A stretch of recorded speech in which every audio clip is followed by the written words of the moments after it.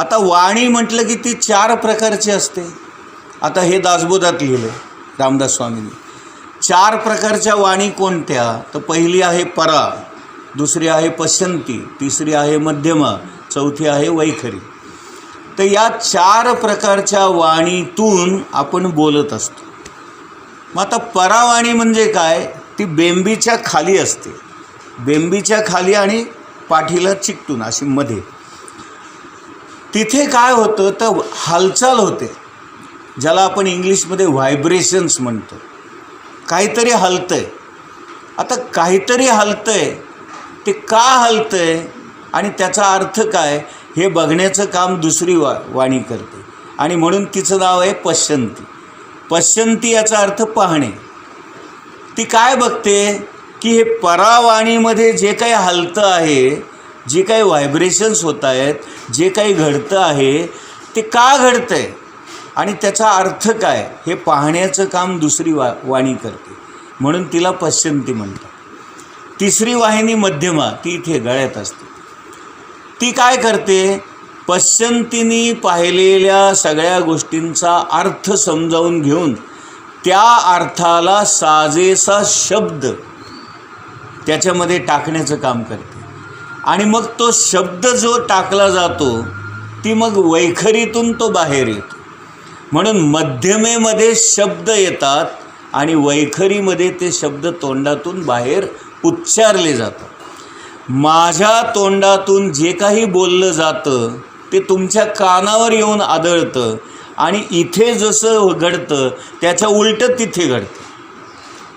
म्हणजे अगोदर इथे व्हायब्रेशन्स होतात, मग त्याचा अर्थ समजला जातो, मग त्याला साजेसा शब्द होतो आणि तो शब्द मुखातून बाहेर पडतो.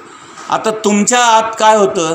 अगोदर शब्द येऊन कानावर आदळतात, मग तो शब्द का आहे त्याचा अर्थ समजून घेतला जातो, मग त्या अर्थाचं काय आहे ती हालचाल निर्माण होते आणि ती हालचाल मेंदूत साठवली जाते, मग ते आपल्याला कळतं. म्हणजे इथे माझ्यामध्ये निर्माण होणारी हालचालीपासून शब्द आणि तुमच्या कानात निर्माण होणारे शब्दापासूनची हालचाल, असं हे सगळं एकमेकांच्या उलटं घडत असतं. इथं जे घडतं बोलणाऱ्याच्या ते तुमच्या ऐकणाऱ्याच्या मनामध्ये त्याच्या उलटं घडतं, असं ते आहे. ठेवा. नमस्कार. मग आता राहू दे, ठेवा. आता गंमत अशी आहे की या दोन्ही क्रिया एकमेकांच्या विरुद्ध आहेत, म्हणून बोलणाऱ्याला आपण वक्ता म्हणतो आणि ऐकणाऱ्याला श्रोता म्हणतो. श्रोता आणि वक्ता एकत्र आल्याशिवाय सभा होऊ शकत नाही. कुठलंही कार्य श्रोत्याशिवाय होऊ शकत नाही. नुसता वक्ता आहे, ऐकणारच कुणी नसेल तर त्याला काही अर्थ नाही. किंवा ऐकणारे सगळे आहेत, बोलणारच कुणी नसेल तर ते पण अपूर्ण आहे. म्हणून बोलणाराही महत्त्वाचा असतो आणि ऐकणारेही महत्त्वाचे असतात. का? तर या दोन्ही गोष्टी एकमेकांना पूरक असतात, एकमेकांना सहाय्य करणारे असतात आणि एकमेकांशिवाय अपूर्ण असतात. मीच नुसता बोलत राहिलो, समोर कोणीच नसेल, त्यालाही अर्थ नाही. आणि समोर सगळे बसलेत आणि बोलणारच कुणी नसेल, त्यालाही अर्थ नाही. म्हणून आपल्या आयुष्यामध्ये निर्माण होणारा जो अर्थ असतो त्या अर्थाला सामर्थ्य प्राप्त करून देण्याचं कार्य ही सरस्वती माता करते, आणि म्हणून आपण सरस्वतीला नमन केलं. सरस्वती नमस्तुभ्यं वरदे कामरूपिणी. अगं भाग्यश्री, यांना एक संच दे ना. संपले का? वरदे कामरूपिणी. कामरूपिणी याचा अर्थ काय? मनामध्ये निर्माण होणारी कामना, इच्छा. आमच्या मनामध्ये निर्माण होणाऱ्या सगळ्या इच्छा तू पूर्ण कर, कामना तू पूर्ण कर. आणि विद्यारंभम करिष्यामी सिद्धिर्भवतु मे सदा. आम्ही आता ही जी काही विद्या मिळवतो आहोत, म्हणजे जेही कार्य करतो आहोत, त्या कार्याची सुरुवात आम्ही करतो आहोत, ते कार्य सिद्धीस जाण्याचं सामर्थ्य तू आम्हाला प्राप्त करून दे, अशी प्रार्थना आपण सरस्वतीची म्हणजेच शारदेची करतो. आता हे तुमच्या लक्षात आलं का? नुसतं ज्ञान असून उपयोग नाही, ते वाणीतून व्यक्त झालं पाहिजे. आणि वाणीची देवता शारदा आहे आणि नुसती वाणी आहे आणि काय बोलायचं हे ज्ञान नसेल तर तेही अर्धवट आहे. म्हणून गणपती आणि शारदा एकमेकांना पूरक आहेत. हे लक्षात आलं का तुमच्या? म्हणजे नुसती वाणी एखादं लहान मूल बडबड करत असतं पण काय बोलायचं हे ज्ञान नसतं, त्यामुळे ती व्यर्थ बडबड असते. आणि व्यर्थ बडबड ही सुद्धा निरर्थक असते. आणि एखाद्या माणसाला ज्ञान आहे पण बोलता येत नसेल तर तेही आपण आहे, तेही अर्धवट आहे. म्हणून ज्ञानाला सामर्थ्याची म्हणजे वाणीची जरुरी आहे आणि वाणीला ज्ञानाची जरुरी आहे. हे एकमेकांना पूरक आहे आणि एकमेकांवर अवलंबून पण आहे. याच्याशिवाय हे नाही आणि त्याच्याशिवाय हे नाही. म्हणून या दोघांना आपल्याला प्रार्थना करावी. पुढे चला. या कुंदेंदु तुषारहार धवला, या शुभ्रवस्त्रावृता, या वीणावर दंडमंडित करा, या श्वेतपद्मासना, या ब्रह्माच्युत शंकर प्रभृतिभिर्देवै सदा वंदिता, सा मां पातु सरस्वती भगवती निःशेषजाड्यापहा. आता या श्लोकामध्ये आपण सरस्वतीचं वर्णन केलं, तिचं गुणगान केलं आणि तेच सगळं आहे. याच्यात काही तसं समजून घेण्यासारखं काही नाही आहे. सरस्वतीचं गुणगान आणि तिचं वर्णन. पुढचा श्लोक, आता इथे आपण शंकराच्या मंदिरात बसलेलो आहोत म्हणून त्यांच्यासाठी हा श्लोक आहे. आपण आरती झाल्यानंतर रोज हा श्लोक म्हणतो पण कुणालाही हे माहीत नाही की हा शंकरासाठीचा श्लोक आहे. बघा काय गंमत आहे. हा श्लोक आपण रोज आरती झाल्यावर म्हणतो पण हा शंकराचा श्लोक आहे हे सांगावं लागतं. कर्पूर गौरम करुणावतारम संसारसारं भुजगेंद्रहारं सदा वसंतं हृदयारविंदे भवं भवानी संहितं नमामि. हा शंकराला उद्देशून असणारा श्लोक आहे. शंकर कसा आहे तर कर्पूर गौर आहे. कापूर जसा पांढरा शुभ्र गोरापान दिसतो तसा शंकर. आता शंकर निळा का दाखवतात नाही का? तो मूळचा आहे कर्पूर गौर, पांढरा शुभ्र सफेद रंगाचा आहे. असं असताना शंकर निळा का दाखवतात त्याचं कारण आपण समुद्र मंथनाच्या कथेमध्ये समजून घेणार आहोत.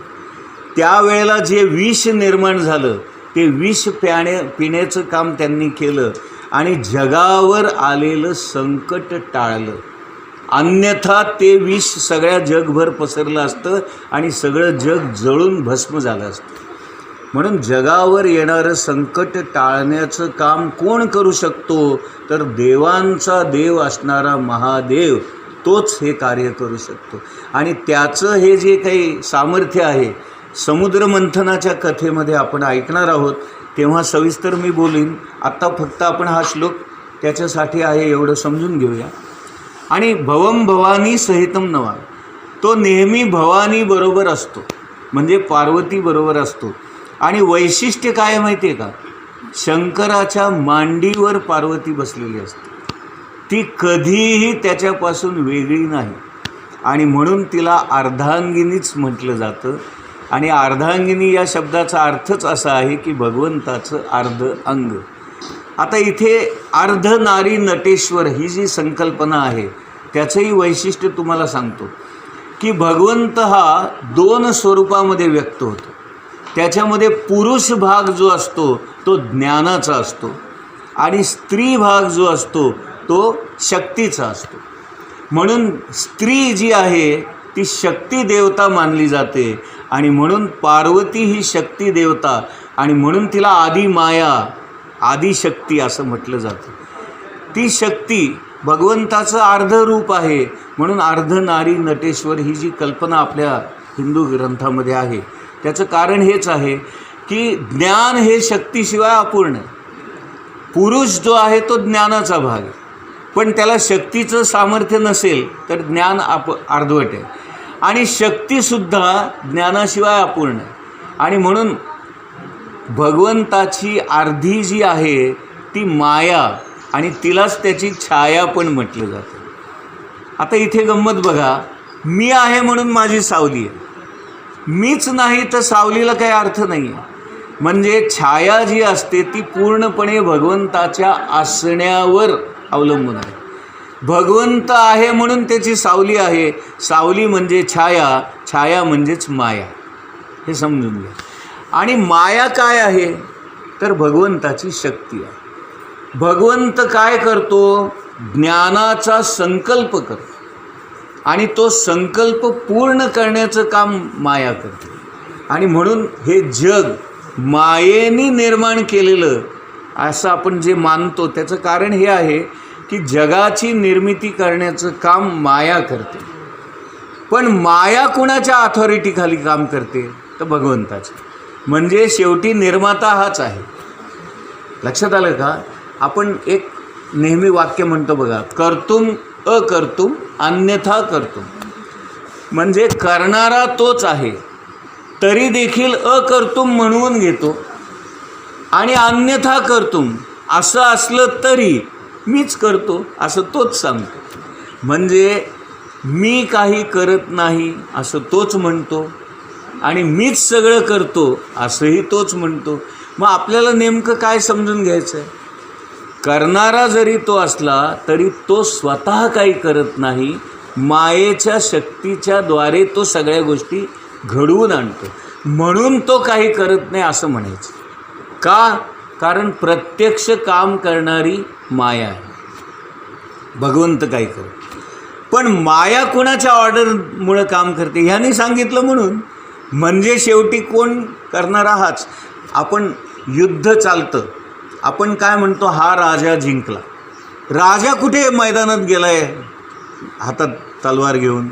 मैदानात युद्ध करणारे सैनिक वेगळेच असतात, मरणारे सैनिक असतात, जिंकणारे सैनिक असतात. पण आपण काय म्हणतो, राजा जिंकला किंवा राजा हरला. म्हणजे हे जसं आहे ना तसंच अध्यात्मामध्ये करणारी कोण आहे? माया, म्हणजे सैनिक. पण आपण क्रेडिट कुणाला देतो? राजा जिंकला. तसं भगवंतानी केलं असं आपण मानतो. त्याचं कारण हे आहे की करता करविता हा भगवंतच आहे. निमित्त मात्र तो आहे असं म्हणतो कारण करणारी माया आहे. आणि माया ही दुसरी तिसरी कोणी नसून भगवंताचीच अर्धांगिनी आहे.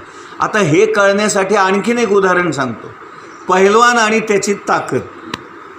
ताकद काही वेगळी आहे का? ती त्याच्या अंगातच असते. म्हणजे पहिलवान बाहेर गेला आहे आणि त्याची शक्ती घरात थांबली असं होईल का? नाही. किंवा पहिलवानाची शक्ती बाहेर गेली आहे आणि पहिलवान घरात आहे असं होणार नाही. जिथे पहिलवान जातो त्याच्याबरोबर त्याच्या अंगात त्याची शक्ती असतेच. तसं भगवंत जिथे जिथे असतो तिथेच माया असते. मग आता प्रश्न निर्माण होतो, माया ओलांडून पलीकडे गेल्यावर भगवंत मिळतो असं जे आपण म्हणतो त्याचं कारण काय? मग ते कारण आपल्याला भागवतात समजून घ्यायचं आहे. ते मी तेव्हा सांगणार आहे, आज नाही. पुढचा श्लोक. आता हे सगळं झाल्यानंतर आपण गुरूंचा श्लोक म्हणणार आहोत. गुरुर्ब्रह्मा गुरुर्विष्णू गुरुर्देवो महेश्वरा गुरुः साक्षात् परब्रह्म तस्मै श्री गुरुवे नमः. आता या श्लोकामध्ये बघा, गुरु हेच ब्रह्मा आहेत, गुरु हेच विष्णू आहेत आणि गुरु हेच महेश्वर असं आपण म्हणतो. आता हे ब्रह्मा विष्णू महेश्वर तिघं वेगळे असताना गुरूंमध्ये एकत्र कसे येतात ही कथा आपल्याला दत्तात्रेयांच्या जन्माच्या प्रसंगामध्ये समजून घ्यायची आहे. त्यावेळेला मी सविस्तर सांगीन. आत्ता फक्त एवढंच सांगतो की तीनही देवांचं सामर्थ्य गुरूंमध्ये असतं. ब्रह्मदेव हा फक्त निर्माण करतो, विष्णू हा पालन पोषण करतो आणि शंकर आहे हा संहार करण्याचं काम करतो. परंतु या तीनही गोष्टी करण्याचं सामर्थ्य गुरूंमध्ये असतं आणि म्हणून गुरु हेच ब्रह्मा, गुरु हेच विष्णू आणि गुरु हेच महेश्वर. गुरु साक्षात परब्रह्म, गुरु हेच साक्षात परमात्मा परमेश्वर आहेत, तेच परब्रह्म आहेत आणि म्हणून तस्मै श्री गुरुवे नमः. आता इथे तीनदा म्हटलं आहे. कुठलीही गोष्ट तीनदा केली की मनामध्ये ठसते आणि म्हणून तस्मै श्री गुरुवे नमः, तस्मै श्री गुरुवे नमः, तस्मै श्री गुरुवे